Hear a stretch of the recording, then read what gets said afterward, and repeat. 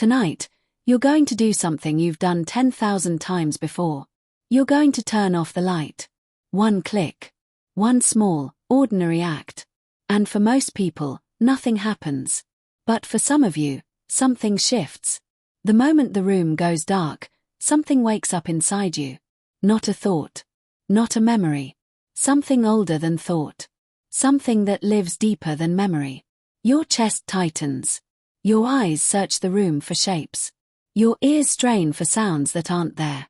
And part of you, even the rational, adult part of you, wonders, what if something is out there? Here's the thing nobody tells you.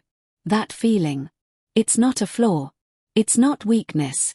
It's not something broken in you. It's a message. From 300,000 years ago. And today, neuroscience has finally figured out what that message is, and more importantly, how to answer it. For most of human history, darkness wasn't a preference. It was a threat. Your ancestors didn't have light switches. They didn't have streetlights or phone screens or the soft ambient glow of a city at night. When the sun went down, the world went dark. Completely. Totally. The kind of dark most of us will never experience. And in that dark, things moved. Lions. Leopards. Hyenas. Most of the predators that hunted early humans didn't work the day shift. They worked the night. And humans, with their soft bodies and terrible night vision, were not the hunters after sundown. They were the hunted.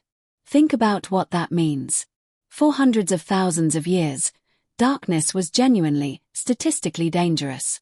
The humans who felt uneasy in the dark, who stayed alert, who didn't wander far from the fire, those humans survived. They passed on their genes.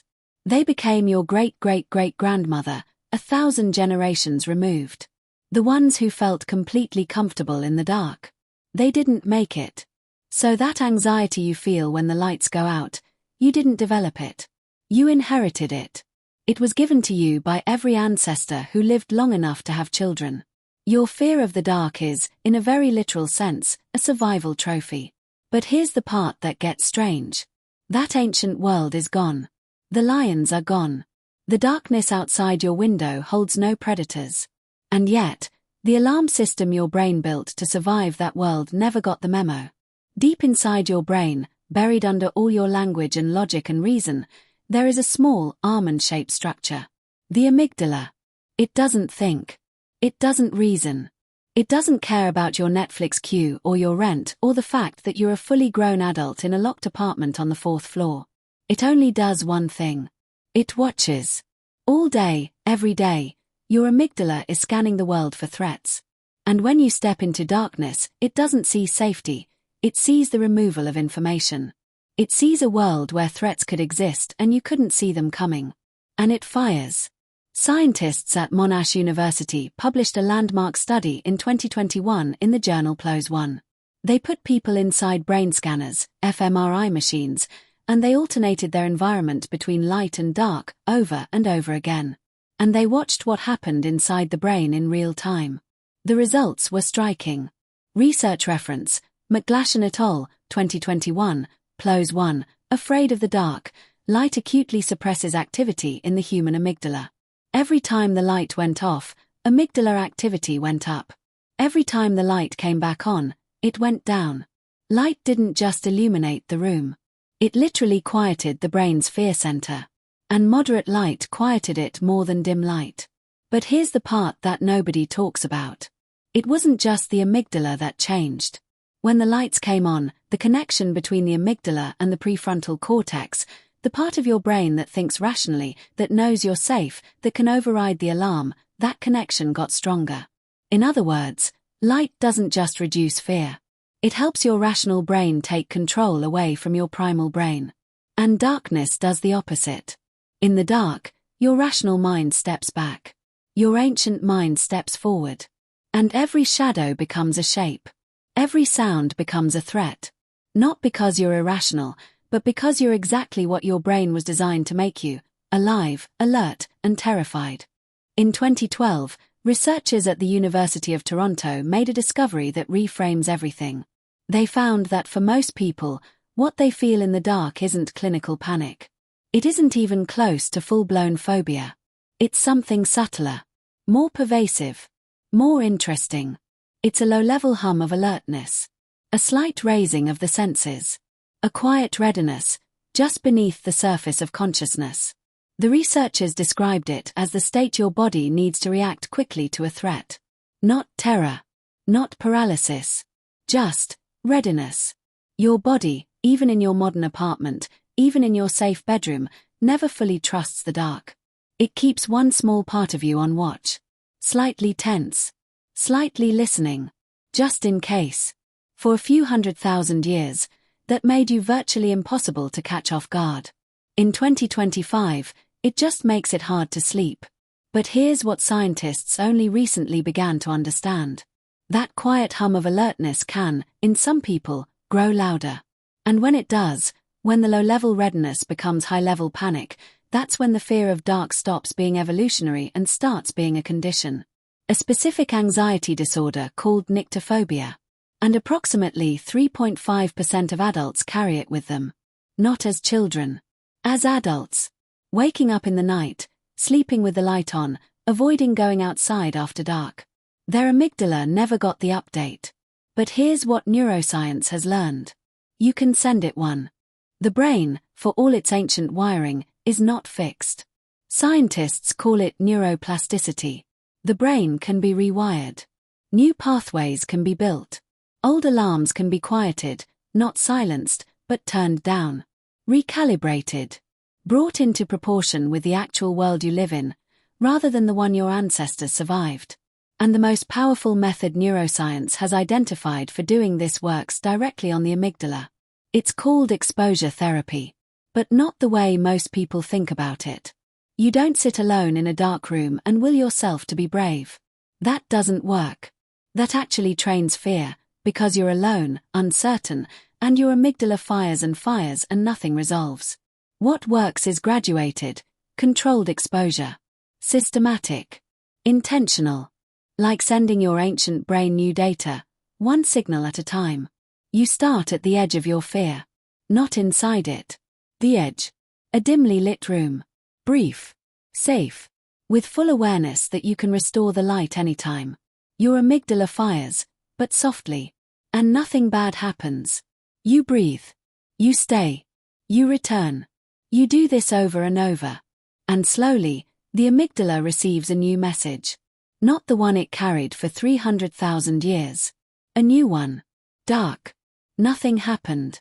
Dark. Nothing happened. Dark. Nothing happened. The prefrontal cortex, the rational brain, begins to build new connections to the amygdala. The ones the Monash study identified. The ones that let reason override alarm. Research shows this approach works in 80 to 90% of people with specific phobias. Not over years. Often over weeks. But here's the deeper insight. The method isn't just about exposure. It's about what happens in the brain when you combine exposure with one more thing. Reappraisal. Cognitive reappraisal is not positive thinking. It's not telling yourself I'm not scared when you are. It's not pretending. It's not willpower. It's something more precise, and more powerful. It's reframing the signal itself. When your amygdala fires in the dark, when that ancient alarm goes off, cognitive reappraisal asks you to do something counterintuitive. Instead of fighting the fear, or running from it, you name it. You contextualize it. This is my amygdala. This is an evolutionary response. My ancestors survived because of this signal. The dark is removing information from my visual field and my brain is treating that as a threat, because for hundreds of thousands of years, it was. You're not dismissing the feeling. You're explaining it. And this simple act, narrating the fear instead of being consumed by it, activates the prefrontal cortex. The rational brain. The one that can see the whole picture. The neurochemistry of fear involves serotonin, dopamine, and norepinephrine. Studies have found that people with intense fear of the dark show measurably lower serotonin activity. Reappraisal, over time, begins to normalize these pathways. Not through medication. Through meaning. The brain changes when you give it a new story to tell about the thing that scares you. And the story you need to tell yourself in the dark. It's actually quite beautiful. You're not broken. You're ancient. You carry inside you the survival response of every human being who ever lived through a night they were afraid of. Every human who sat by a fire, watching the darkness beyond the circle of light, and made it to morning. That fear kept your bloodline alive. It just doesn't need to run the show anymore. So here is the neuroscience method. Not a hack. Not a trick. A rewiring. Step 1. Understand the signal. The anxiety you feel in the dark is amygdala activation, an ancient threat response triggered by the removal of visual information. It is not prophecy. It is not evidence of danger. It is your oldest alarm doing its oldest job. Step 2. Graduate your exposure. Start at the edge of discomfort, not the center of panic. Dim light. Brief duration. Full control. Repeat. Let your amygdala receive the message. Dark, safe, dark, safe. Build new neural pathways one calm breath at a time. Step 3. Reappraise, don't suppress. When the fear comes, narrate it. Name what's happening in your brain. This activates the prefrontal cortex and builds the exact connection the Monash researchers identified. The rational brain reaching back to quiet the ancient one. Step 4. Understand what you're actually doing. You are not overcoming weakness. You are updating ancient software. You are sending a 300,000-year-old survival system information it has never received before. That the night is quiet. That you are safe. That the predators are gone. And slowly, the brain believes you. There's something worth sitting with for a moment. Your fear of the dark is not a mistake of evolution. It's a record of survival. Etched into your neurology across hundreds of thousands of years of nights that were genuinely dangerous. Every human who sat around a fire, scanning the darkness, listening for movement, they're inside you, in a way. Their vigilance became your wiring. And now you live in a world those ancestors could not have imagined. A world where you can fill any room with light. Where the darkness is optional. Where the predators are, for the most part, gone.